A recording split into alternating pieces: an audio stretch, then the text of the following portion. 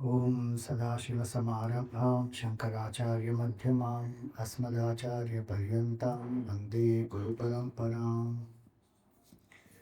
Hari Om. Salutations to all. Glad to be here. We have been doing some Devi group satsangs. I meet once in few years all of you.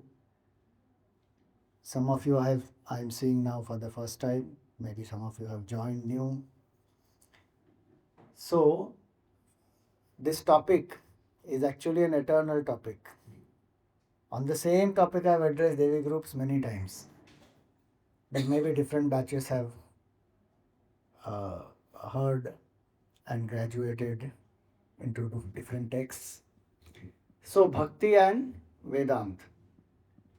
So, when we say Bhakti, what comes to your mind? Devotion, puja, part, satsang, okay, bhajan, kirtan. So, these are actions expressing bhakti. When we say Vedanta, what comes to your mind? Self improvement. How will that happen? Self improvement can happen if you read a self help book also.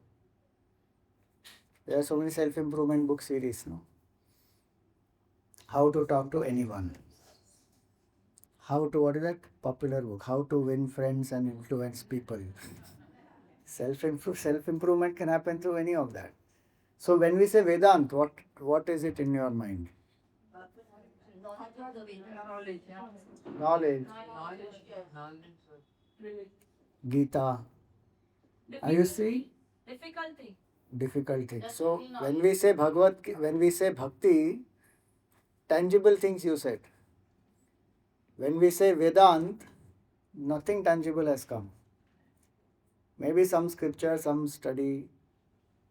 So one actually thinks like that. Your Bhakti means puja, part, rite, ritual, temple, ringing the bell. There is some God, you are worshipping that God, and then there are many things associated with God. And Vedant means I am intellectual, I am spiritual, I am not religious. Puja, part, variety, I am not. I believe in meditation. I believe in intellectual discussion. It is a way of life. It's an attitude of life. It does not have to be any ritual. So one has that kind of a thinking. And in Vedanta, what do we learn? Aham Brahmasmi. I am Brahman.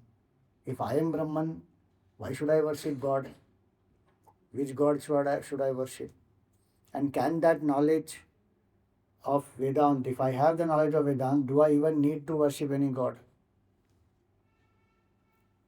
I think Bhakti is for the people who are emotional type. Vedanta is for those who are intellectual type. And somewhere that stigma has got associated with emotional. So one wants to feel that, no, I am not emotional type. I am intellectual type, because one has somehow associated that emotions are lesser. If you are emotional, you are a weaker person. And if you are intellectual, you are a strong person. And people, some of them, they wear spectacles just to look intellectual. I am not joking. I don't know what this spectacle has. I have power, okay? But I don't know what this thing spectacle has to do with intellectual, no idea. But some people wear that just because I look intellectual. So all this stigma is associated, intellectual and emotional, and then intellectual is lesser, emotional is lesser, intellectual is greater. And so if somebody cries in bhakti, then one feels, sorry, to ro raha hai. But in Vedant, no, there is no crying. If you study Vedant, you will not cry. Why? Because your nature is Ananda Swarup. Then you should laugh all the time. So, apparently what happens? Bhakti and Vedanta are two different paths. Sometimes we also say that, Gita, we have 3 yogas. So first 6 chapters talk about Karma Yoga. Next 6 chapters talk about Bhakti Yoga. And the last 6 chapters talk about Jnana Yoga. So there are 3 parts to realization. So when we hear all this, what we feel is, yes, they are different paths, and also it is that it may be opposite also. Because in one there is duality. You are separate, God is separate, and you are worshipping God. But Vedanta says it is non-duality. There is no duality. You are that supreme infinite consciousness. So now, can they even go together? So, before we go into that question, can they go together? The question is, do they need to go together? Yes. Yes? Why? Can I not realize the truth purely through one path? Through bhakti, I will come to know the truth without any Vedant. And through Vedant also, I can know the truth without involving any bhakti. Not possible. So, how many say there is a need for bhakti and Vedant to be together? ठीक से confidently हाथ उठाओ. How many say that there is no need? 1%. Doesn't it come automatically? One path leads to the other. Does it? So, whether it comes automatically or by effort, that will be the next question.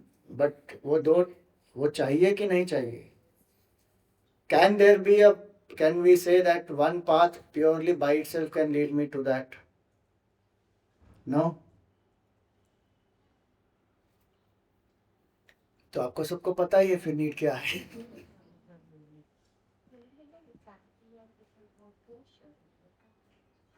So the answer to this question is what? So why do you say that they have to go together? Or they are in each other?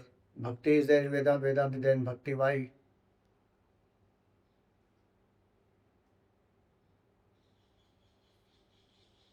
Swamiji, we took the safe option. हमको reason पता नहीं. दोनों एक साथ जा सकते हैं, बस हो गया. Why do we need Bhakti in Vedanta? If the path is non-duality and Bhakti is duality, why Bhakti and Vedanta go together? Not required. No? Because if we are doing bhakti, then we should have that knowledge that bhakti, there is some supreme power. That knowledge at least we should have. Otherwise, what bhakti we are doing? So that knowledge I can have if there is some supreme power. Vedanta is not saying there is some supreme power, no. Vedanta is saying something more, something else also. So yes, knowledge by itself I may require because then which God, who, what to worship, that knowledge I may need, correct. Right now we are talking about Vedanta. In Vedanta do we need Bhakti and in Bhakti do we need Vedanta? In Vedanta, we need bhakti because Vedanta is such an abstract topic, and from directly it is not possible for us to attach and understand that. Theoretically, we may understand, but to experience it, we need the bhakti, the faith you require to leap over and reach. So then, it is subtle and then we require faith to experience it. Otherwise, it's difficult. So bhakti becomes a means. Then it is required. Okay. It is required at the end, last stage, to leap over, or it is required in the beginning. Throughout it required. Throughout is required. वाह वाह. तो फिर duality जाएगा कब? भक्ति में तो duality है ना. So the knowledge of Vedanta will help us get That's over the it. reason you need knowledge. Okay, so knowledge will help to transcend duality. Till that path, I am in bhakti. Correct? Then Vedanta, I need last part. Earlier we thought Vedant मार्ग में भक्ति last part चाहिए. अब भक्ति मार्ग में वेदांत last part चाहिए. Correct? It goes simultaneously. Simultaneously. Okay. So only knowledge will make us very arrogant and our ego will rise. Through bhakti we do surrender. So ego reduces through bhakti. So let us examine even that thought. By itself, knowledge will it make me egoistic?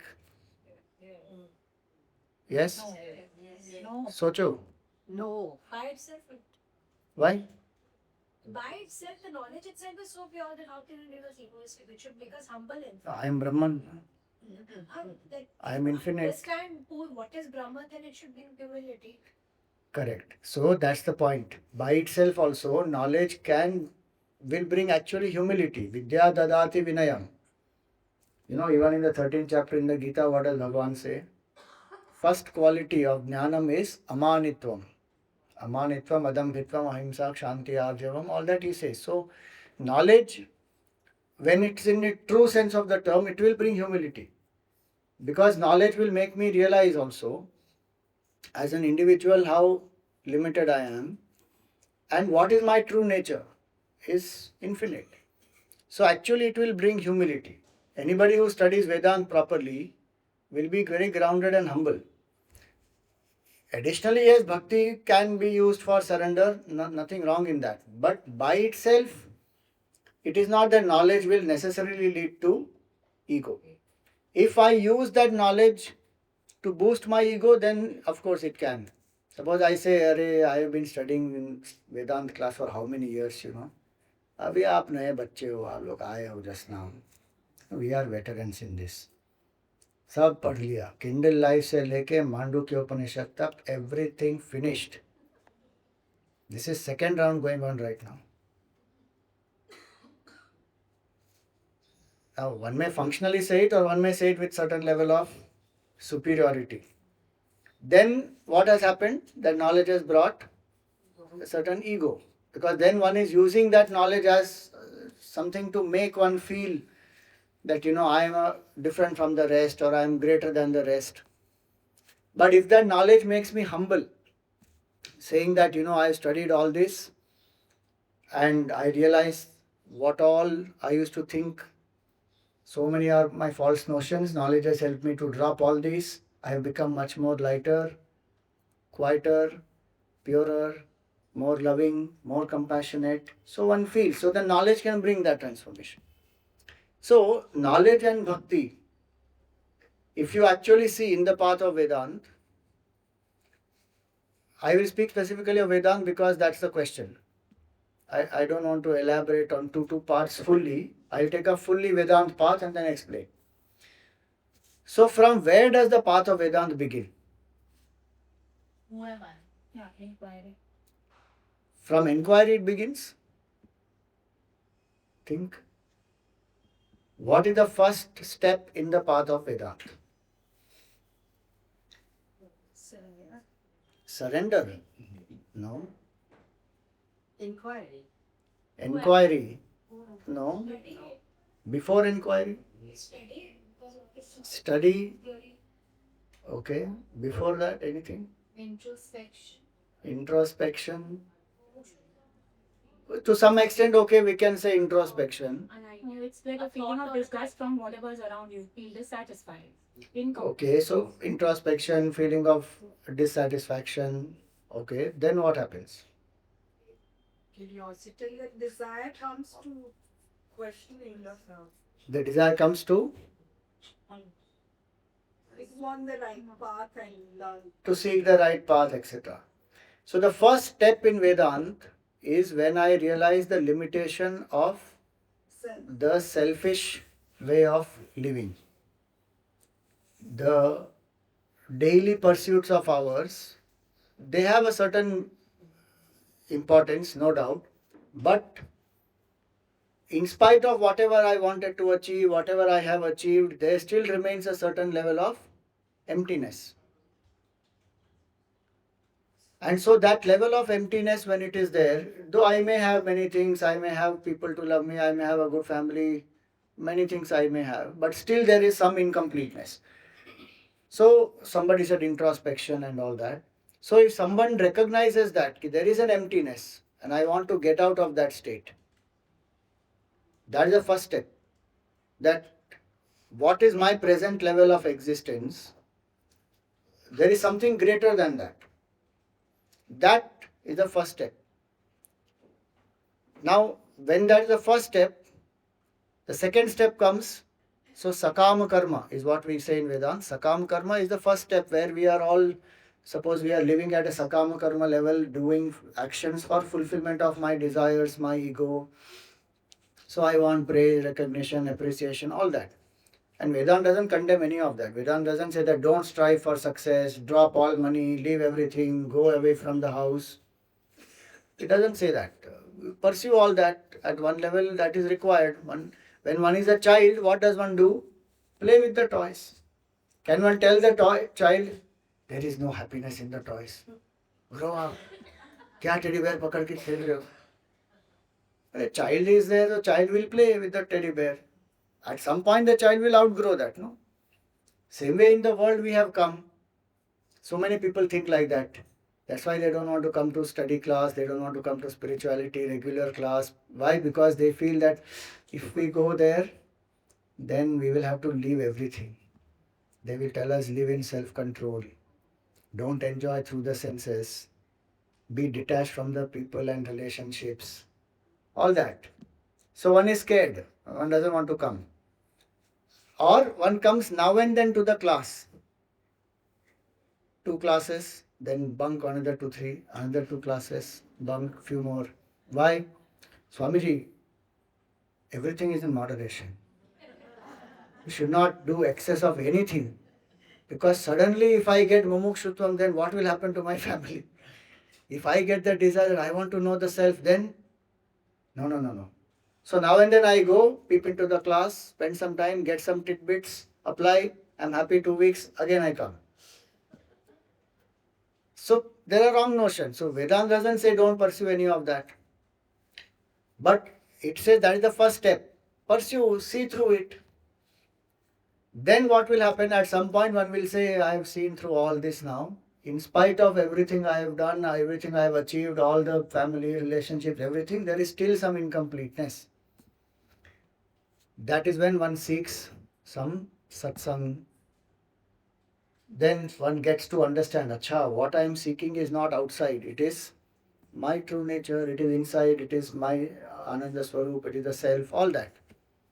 Now, even if I know that information, how will I realize that? So, first step was going through the daily life, introspecting. Second step is coming to understand its limitation, that no matter what I do, I will still remain finite. I keep telling this many times. In the world of rat race, even if you win, you still remain a rat, always afraid of a cat, hiding below a mat. Continuously, that is the feeling. So, that dissatisfaction, that is the second step. Third step is one will seek some satsang. Not everybody seeks satsang out of dissatisfaction. Some people get the opportunity of satsang by divine grace, by some punya karma. In family it is already there, or some friend has taken you or introduced you, or there are so many ways by which one has come across satsang. Then that satsang also helps us to introspect and come to this.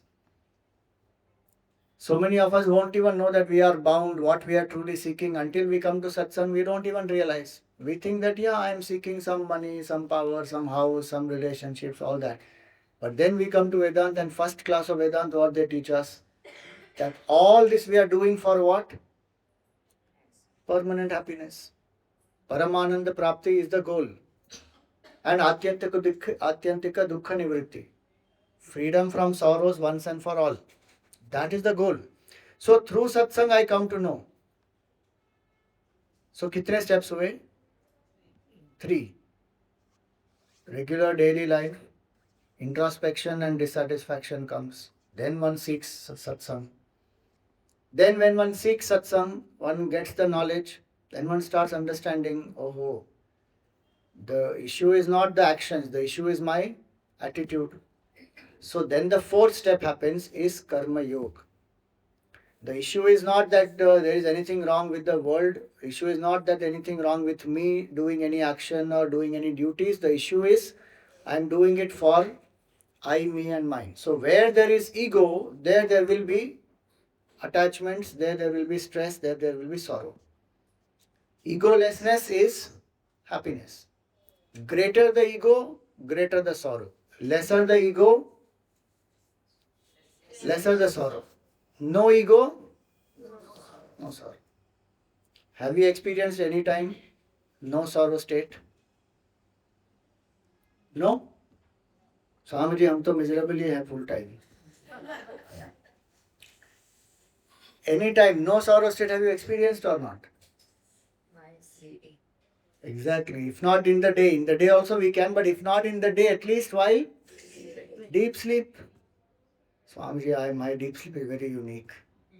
मुझे sleep में भी चैन नहीं आता है. Maybe in dream that happens, but nature has forced us to go into dreamless sleep, at least for a few moments. Even the most troubled person will have at least some moments of dreamless sleep. Nowadays they call it power nap. Short nap, power nap. So, egoless state is the state of happiness. Then, when I realize that, so I come to the fourth step, which is Karma Yoga.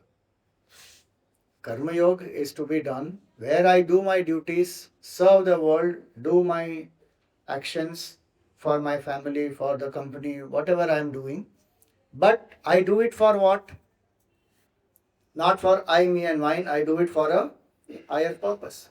So, dedicated action is the secret of happiness.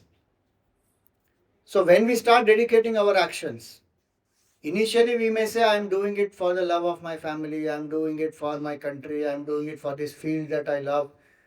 But as the satsang goes on, then what will happen? I come to realize that actually yoga, karma yoga, when we say karma yoga, action that unites us is called karma yoga. So what will unite us? One is selflessness when we have, then our body, mind, intellect is aligned, so that unites. But really speaking, that which unites us to Bhagwan is karma yoga. The karma that unites me with the divine is actually called karma yoga. Initially, if I don't believe in God, etc., then one says, okay, do selfless service towards someone you love so that you experience the joy of selflessness. But ultimately, it has to come to this deeper understanding that Paramanand that I am seeking is in my own heart. And that only is manifesting as this whole world. Ishwar only is appearing as the whole world. So, Bhagavan says in the Gita, Tadartham karma kaunteya mukta sangha samachara. Do actions for that Lord and be free from attachments. Mukta sangha samachara. And do all that actions perfectly. Samachara means excellent actions, not चलता है attitude, anyway it is selfless, तो ठीक है ना, क्या फर्क पड़ता है. If it is mine, if it is my party in my house, then people come and they must say that, क्या party दिया है ना, ऐसा तो कभी देखा ही नहीं. Now for that, every single thing must be spick and span and unique and well curated and this that. But selfless work, हाँ ठीक है, ये सब selfless ही हो रहा है ना, करो करो चलता है, हो जाएगा somehow. No. Samachara, Bhagavan says. Mukta Sangha Samachara. So when a person understands that action, when it is dedicated to the divine, then it becomes Karma Yoga. Otherwise, people think Karma Yoga means what? Keep doing action. Swamiji, I attend satsangs and many classes and do bhakti and go to temple, but my husband is a Karma Yogi. He really practices. What does he do? He works 18 hours a day. If somebody works 18 hours a day, can you call that person Karma Yogi? That person can be called Karmi. He is doing a lot of action. Karma Yoga means action that is dedicated to the Lord.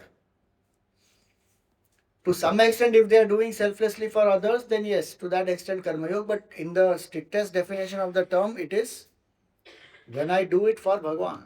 With the bhav that Bhagwan has put me here, I am doing it for the Lord. Ego will become lesser only then. So, these are actually preparations even before we come to Vedanta. So, Karma Yoga requires bhakti or not? Can I do Karma Yoga without bhakti? And what is my understanding of Ishvara then? Is my Ishvara somewhere in some murti only or some form alone, or do I see Ishvara everywhere? Ramana Maharshi said beautifully, Upadeshar you must have done. Jagata Ishadhi Yukta Sevanam Ashtamurti Bhrit Deva Pujanam. This whole world is appearance of the divine. So each and every thing and every one here, even Guru Stotram that you just chanted in the beginning, the first shloka says what? Akhanda Mandalakaram Vyaptam Yena Characharam. This entire world of moving and non-moving things, it is pervaded by that infinite consciousness, Akhanda. One who showed me that truth, my salutations to that Guru.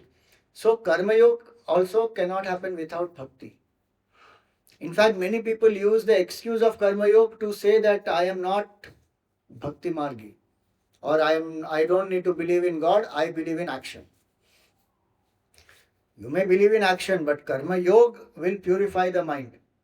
Karma by itself will bind us. If I want to be free from the bondage of karma, if I want to experience happiness within, even if I don't want Paramananda right now, how to be free here and now while acting? And that's why Gurudev's definition of moksha is beautiful. Moksha is not freedom from action, moksha is freedom in action. While acting, how can I be free? In such a way that I am not bound by my impulsiveness, by my selfishness. When I know what is right, I can do. When I know what is wrong, I avoid. Today, exactly opposite happens in many situations. I know something is not right, still I can't stop it. Binge watching. Some new series must have come on some OTT channel and then can't stop it. Just has to finish it. I know tomorrow morning's important thing is there, but I have to finish. So knowingly, I do what is wrong. And what is right, I know, but I can't do. That is bondage of karma. I am not a master in my karma. Then karma is controlling me. So how to be free in karma? This is the mindset, attitude. That will this please Bhagavan? Will this help me in my sadhana or not? If this doesn't take me further in my sadhana, if it doesn't help me to serve the Lord, I don't need to do it. So Karma Yoga is a preparation. That itself requires bhakti. Then is Karma Yoga by itself enough? So what will Karma Yoga actually do? If we understand the path of Vedanta, if our nature is infinite consciousness, why are we not realizing it? Vedanta says there are three obstacles. Mala, Vikshepa and Avarana. Mala is six impurities. Kama, Krodha, Lobha, Moha, Mada, Matsarya.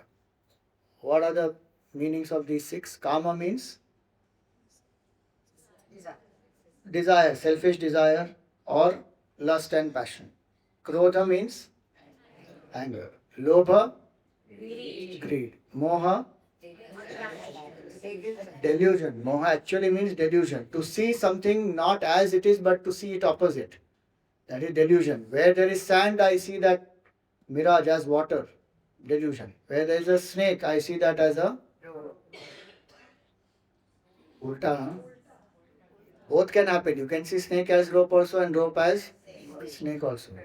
But if you see rope as snake, you may be scared. But if you see snake as rope, you will go and lift. More dangerous. So delusion, moha is delusion. Mada is intoxication or pride. People have ego of intoxication of what? My wealth. I am so wealthy. I am so young. I am so handsome. I am so popular. So many. So mada. And last one is matsarya. Matsarya means jealousy. These six impurities, actually if you see from Vedanta standpoint, these are all called six impurities of the mind. They are called six enemies of the mind, six vikars of the mind.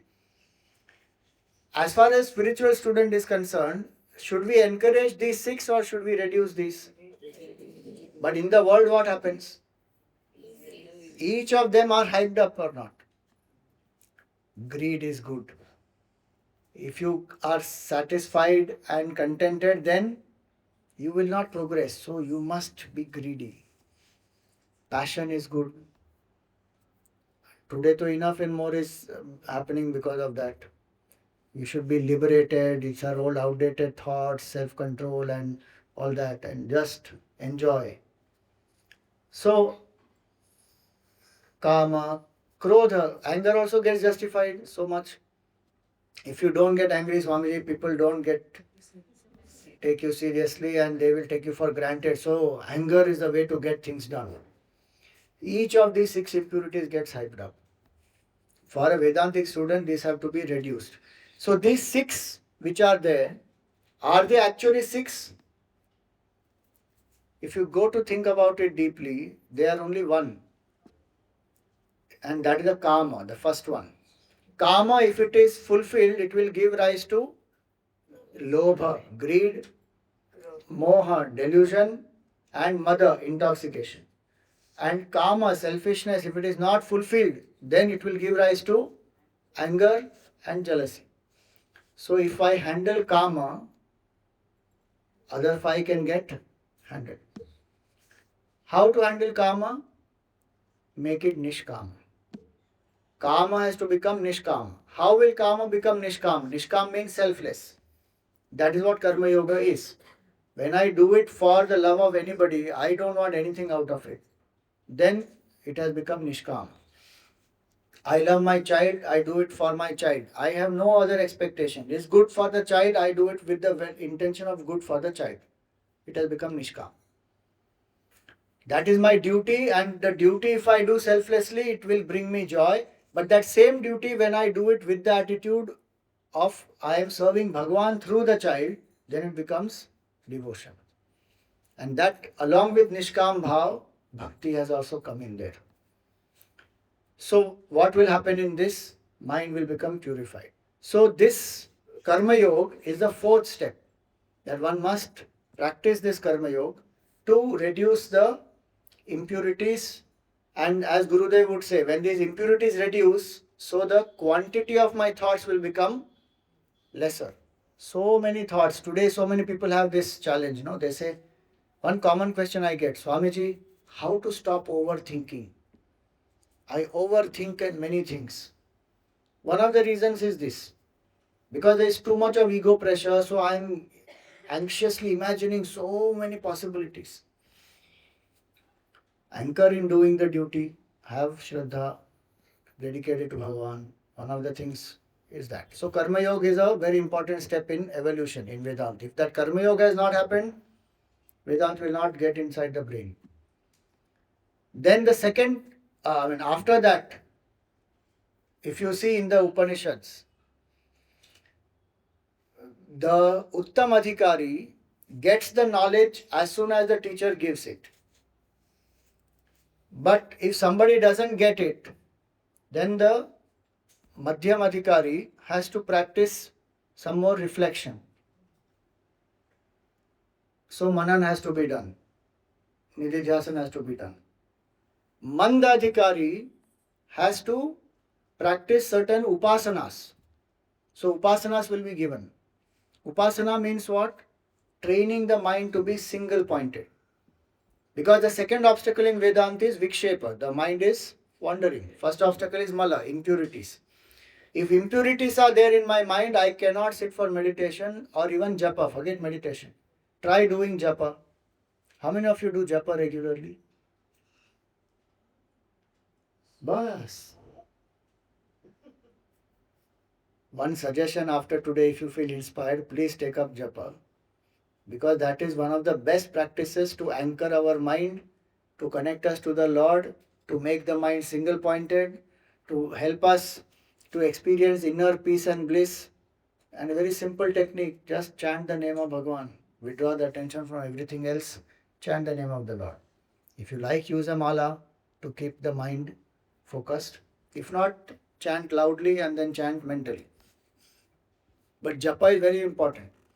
So Upasana is the next step. 5th step is Upasana, where I choose one name and one form of Bhagavan. That is called Ishta Devata, MPG. MPG means my personal God. Don't think of MPEG format of files in computer. MPG, my personal God is Ishta Devata. Who is my Ishta Devata? Swamiji, I worship everybody. In my puja room, all gods are there, and there is enough space for many more also. You may have in your puja room as many. If it's a family puja room, etc., no problem. So God is one or God is many? One. Pakka. God is one only. God is one, forms are many. You are sure, no? Your sun is one. You may have 10 pictures in your house. One with your son and yourself. One with only the sun. One him playing tennis. One he got some award in the school. So 10 pictures you have, right? Now if I tell you, you remove this picture where he is playing tennis, will you feel bad? No, no, no, no. I can't remove that. Why? Because you are seeing other pictures, he is there only, no? But if I say that you remove other forms of God, keep only your Ishta Devata, then no, no, Swamiji, why take a risk? पता नहीं किसको क्या बुरा लग जाएगा. Then let them all be there. But just now you said God is one, forms are many. See, Upasana Siddhant we have to understand. I've said this many times also, but somewhere people still have some fear in their mind. One doesn't remove. I don't even say you remove. I'm just saying you focus on one. Choose that this is my Ishta Devata. No, no, I don't want to offend anybody. Today we are all so scared of offending somebody or the other. In today's age especially, if you open your mouth, somebody will get offended. Suppose you say, I am a man. Khatam baat. Somebody will get offended, some gender person will get offended. So much psyching up of the mind, one can't open the mouth. So like that, we are thinking our Bhagwans also are like that, too sensitive. If you remove Shivji from here and put him there, Shivji will feel offended. No, no, no, no. And you know people who will create fear psychology also. जब से आपने ये किया है ना, आपके जीवन में इतना क्लेश और कलह आ गया है, इसी वजह से, क्योंकि आपने शिवजी को वहां से उठा के यहाँ रख दिया. शिवजी नीचे कैसे हो सकते हो, तो हमेशा ऊपर होने चाहिए. अरे राम. देन डायरेक्शन ऑल्सो, वो वहां पे देख रहे थे ना, इसीलिए उनको भी यहाँ पे देखना चाहिए. बाप रे बाप, how much chaos and confusion. Just choose one Ishta Devata, love the Lord, that's all. You tell me one great Mahatma who has not chosen their Ishta Devata. It's not that we don't revere other gods, but Shankaracharya ji's Ishta Devata is who?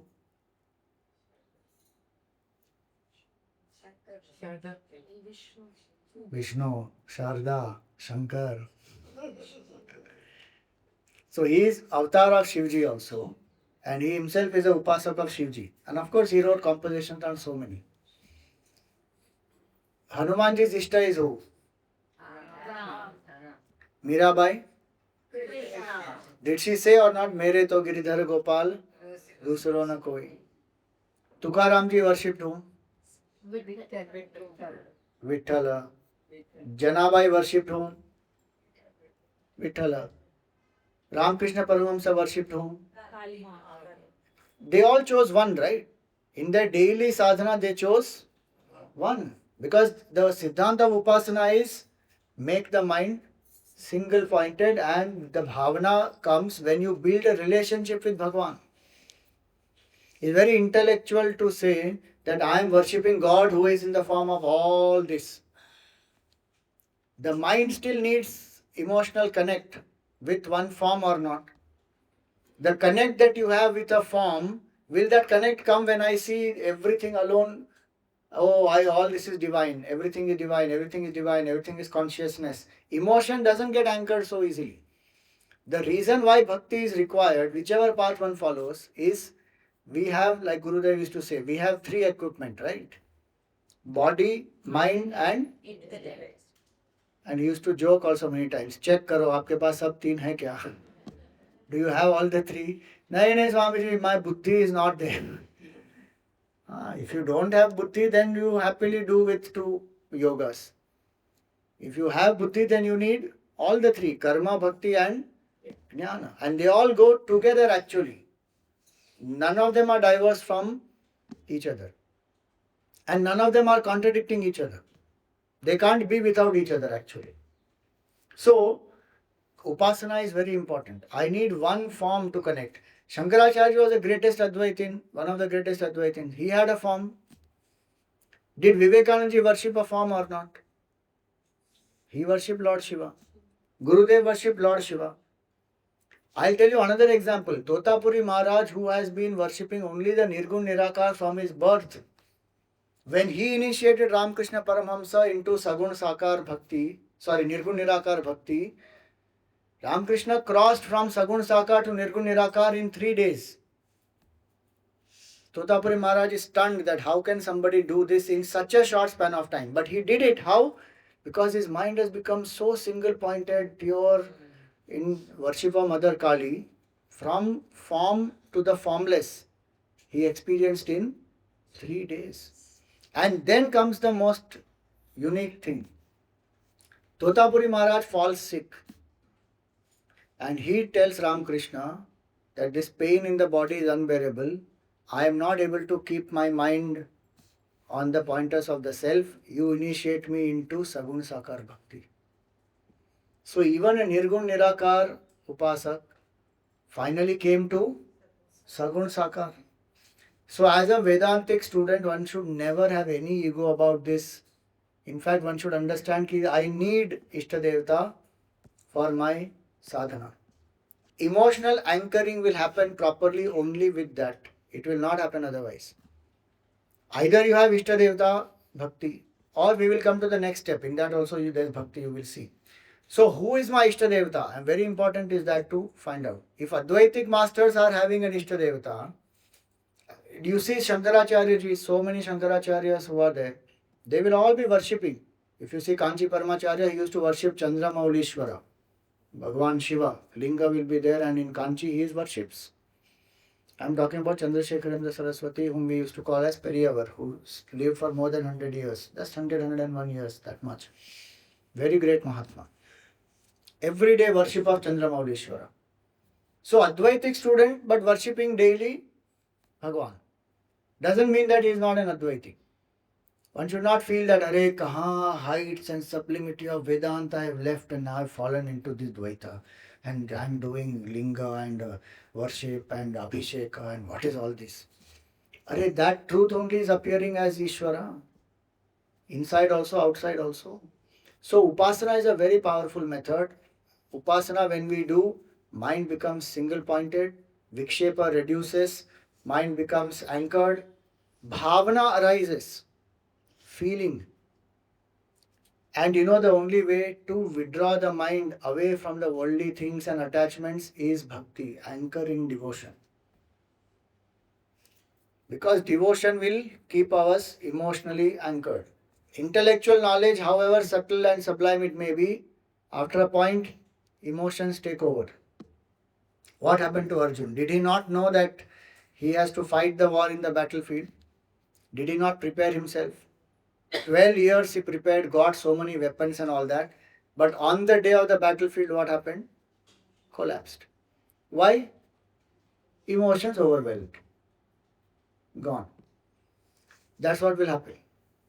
So, we need bhakti. Upasana, when one does, mind becomes single pointed. So, with a pure mind, united mind, one goes to a teacher now. Because when the mind is pure and single pointed, then the desire to know the truth is much more intense. One goes to the teacher. In the Gita, how many classes have finished all the Gita? All the 18 chapters? Anybody here? Any classes finished? Yeah. Some of you have finished all the 18 chapters. You studied, right? How many have studied up to at least 4th chapter of the Gita? 4th? 4th, some of you have done. In the 4th chapter it comes or not? How to approach a guru. With what attitude we approach a guru? Tadviddhi pranipatena pariprashnena sevaya. Go to the teacher and the first thing given there is what? prostrate, surrender, ask questions, and do the seva. So when one goes to the Guru also, there is Guru Bhakti. And what will that Guru do? If one has already had one Ishtadevata, great. If one has reached the Guru, and then through the knowledge and satsang one comes to know, the Guru is also guiding that person to Ishvara only. If there is a Guru who is wanting only himself or herself, their popularity, and making more disciples to boost one's image, and that person is really not a Guru. Guru's job is to direct the Shishya towards Ishvara and make the Shishya realize that you are infinite consciousness in your true nature. That's the job of the Guru. So Guru Bhakti is there. When one goes to the teacher also Bhakti is there. So Karma Yoga Bhakti is there. Yes or no? Yes. Without Bhakti, Karma Yoga is not possible. Upasana Bhakti is there. Ishtadevata Upasana Bhakti is there. When one goes to the Guru, straight away you may not have Bhakti for the Guru, but you stay, you associate, you learn, you admire, then slowly the Bhakti arises. And that Guru Bhakti will finally lead to Ishwar Bhakti only. So with the Guru also there is Bhakti. Then you stay and cultivate fourfold qualifications. In Vedanta, what are the fourfold qualifications? मुझे sequence में बताओ. पहला क्या है? विवेक. Then वैराग्य, षटक संपत्ति, मुमुक्षुत्व. अब षटक संपत्ति को ऑर्डर में बताओ. क्षमा, दम, उपरम, तितिक्षा, श्रद्धा, samadha. Very good. In this, Shraddha comes. So what is the definition of Shraddha there? Guru Vedanta Vakyadeshu Vishwasaha Shraddha. Faith in the Guru as well as the scripture. So Ishwar Bhakti we saw, Guru Bhakti we saw, now comes Shastra Bhakti. I have devotion to my scripture. That if my scripture is saying this, then it is true, and I will put my best efforts to understand it, learn it, apply it. Especially the science of Vedanta. So, Bhakti comes there also. If Shastra Bhakti is not there, if I don't have reverence for that scripture, I will not be able to live it. I will feel, okay, theek hai, something is written there, is fine, doesn't matter. But if I have Shastra Bhakti, then I will live it. I will try to absorb it. If I don't understand it, I will try to find out commentaries of people, ask questions to the learned people, etc. and get to understand. So Shastra Bhakti also is there in Vedanta. Then,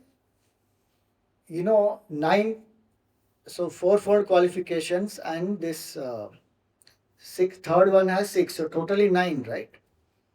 If you study Vivek Chudamani, in that Shankaracharya has added one more, specifically, where he says, Moksha Karana Samagryam Bhakti Reva Gariyasi. In the qualifications required for moksha, apart from these 4, Bhakti is the supreme. So again, he also added Bhakti there. In fourfold qualifications also there is Bhakti required. Then one listens to the teacher. How will one listen to the teacher? Shravanam. One has to. So one asks the question, when you go to the teacher, then Brahma Jignasa is the next step. Kitne step ho gaye batao? First step is my daily living, regular daily life. Second step, introspection, and there is some incompleteness, dissatisfaction. Third step, I go seeking some satsang. Fourth step, karma yoga. Fifth step, upasana. Sixth step, find a teacher, guru upasatti. Seventh step, cultivate fourfold qualifications. Eighth step, ask the right questions to the teacher. Brahma Jignasa it is called. Ask, why has one gone to the teacher? Because I want to know who am I, what is my true nature, or whatever may be the Jignasa. Who is God? Many times people go for other reasons also. A lot of them will go for material benefits also. It's okay, the journey will start. One finds a guru. Somebody says, please bless me, I get this promotion, that job, this house, that lottery, whatever, some people keep asking. But actually one goes to the teacher for what? To get Brahma Vidya. Gurudev used to give a nice example. Some of you may have heard it also. He used to say that if you go to a lawyer, will you tell him that, last night I had loose motions and, 6 times I went, please give me some solution. What will the lawyer say? File a petition. Beyond that, what can the lawyer say? Will you go to a doctor and say that this is my legal problem and this person has put a case on me and now please help me? No. So we give that much respect to the doctor, to the lawyer, but when we go to a spiritual teacher, except spirituality, everything else we are asking. So when one goes to the teacher, then what should one ask actually? Ask for Brahma Jignasa, ask for what is Brahman, ask for spiritual doubts, all that. So there also there is the desire to know the higher. Then one sits and listens carefully. So the Jnana Sadhana is 3. अब इतने सारे जो steps थे, those were all the preparations. The main Jnana Sadhana in Vedanta starts now. From the time one approaches the Guru, from there, all the rest is the preparation happening. So when we say from where does Vedanta Sadhana begin? From where does it begin? When you're born, okay. Like, Not from the time you are born, Baba. it's like when you start developing. From the time one starts thinking, Developing intellectually and living day to day. the first step that we discuss now, there. The moment I start introspecting, I see that there is some incompleteness, some dissatisfaction, I want to get out of it. From there it starts. Formally, yes, we say that seek the teacher and then gain the knowledge. From there it may begin, but otherwise Jnana Sadhana is from all these steps.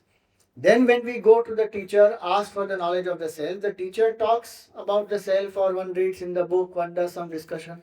So Shravan, Manan and Nididhyasana. How does one do Shravanam? With full single pointedness.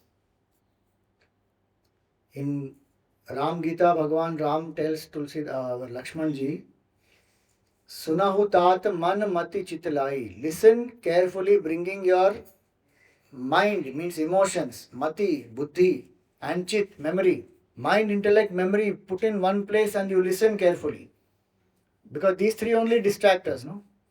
Some emotional thing will come. So even if I'm sitting here, I'm worried, why did my son talk like this today morning? Some emotional stuff.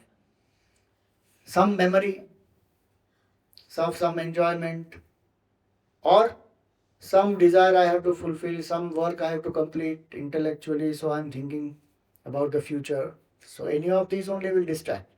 When one listens, if I have bhavana, I will listen with single pointedness. If I love cricket, will I watch cricket with focus or not? Will somebody have to tell me, Arey, baitho, theek se baitho, withdraw the mind from everything, focus, don't look at anything else, just look at the TV. किसी को बोलना पड़ेगा ऐसा कुछ नहीं. Why? I love it. Even if you call me, I don't remember my name. Why? So absorbed with the cricket. Same way, if I have prepared all this, when I listen, I will sit with Bhakti Bhav to listen. Guru Bhakti, Ishwar Bhakti, Shastra Bhakti. If that Bhakti is not there, I am simply listening, some information is falling on my ears. Nothing will happen. In fact, Ulta may also happen. Because sometimes Vedanta lecture can be very deep, subtle, serious. So after some time, teacher has to say, wake up to the truth. Okay. That's why in Vedanta lecture it keeps coming, wake up, because people get to sleep. Uttishtata, Jagrata. So once in a talk, at least the Vedantic teacher will say, wake up. Oh, okay. I am not joking. This is their parampara from Vedic times. People have been sleeping. Because Brahmaji gave Nidra Devi the boon that you will reside in Satsang. So in Satsang, people go and sleep. Even you see Kenopanishad, it is there. After the whole Upanishad is over, one student gets up and says, when will you tell the Upanishad? Maybe after the end of this class, somebody will say, Swamiji, Bhakti kab aayi Vedanta mein? Samajh mein nahi aaya. So, listening requires Bhakti. We think Bhakti is only in the ritual. No, no. Listen with Bhakti. What is the teacher saying? With Bhav. And I am here to know the truth. Interested. Jignasa is there. Bhavana towards Ishvara, towards Shastra, towards the Guru. Then one will listen with full alertness. Absorb. So Shravanam requires Bhakti. Manan and Nididhyasana also requires Bhakti. Why? Because if I don't have Bhakti doing Mananam, I will only be interested in proving my opinion is right. I am not interested in the truth. There are different types of people. One type of person is called Mr. Right. Mr. Right means whatever I say only is right. Whether logic is there or not doesn't matter. I am right. Another person is Mr. Opponent. Whatever you say, he will oppose. He doesn't know the truth. But he will oppose. What you are saying is wrong. So Mr. Right, Mr. Opponent, Mr. Wise. This man wants to only show how much he knows. Exhibit his pandityam and his scholarliness and this quote from this text and that text and this and that. Whether you are arriving at the truth or you are confusing people, it doesn't matter. All types of people you may find in the study group. Now don't go back to the study group and say you are this, you are that, you are that. You are Mr. Wise, Swamiji in my class. Right now also somebody must be thinking, yeah, this person is Mr. Wise, that person is Mr. Opponent, this person is Mr. Wrong.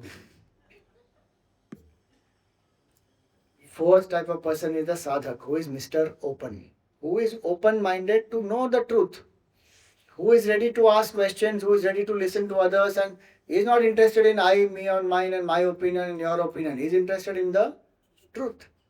So Mananam requires. So how will that interest in the truth come? When I have that love for the self, then that will come. If I love myself more, if I love my opinions more, if I love somebody I want to please more, I can't know the self. My Mananam will be very biased. So many of these talk shows you see now, they have a certain vested interest. Then in that interest only they have to push. And if you and I don't know which is the vested interest and what are they trying to push, sometimes we may get easily carried away also. So, Mananam also requires Bhakti. Bhakti will keep us on track. I am interested in the truth. I am not interested in any other opinion. Even if somebody I dislike tells me something which is truthful, I should accept that. Because that is the truth. You know, Shankaracharya wrote that very powerfully. He wrote in his Shankara in Bhashya. He said that if I tell you that fire is cold, you should have the courage to say, no, you are wrong. Don't believe just because I say anything. You should think for yourself. And that Gurudev always used to say that only. In fact, he used to stroke his beard, long beard. He would say, longer the beard, greater should be your suspicion.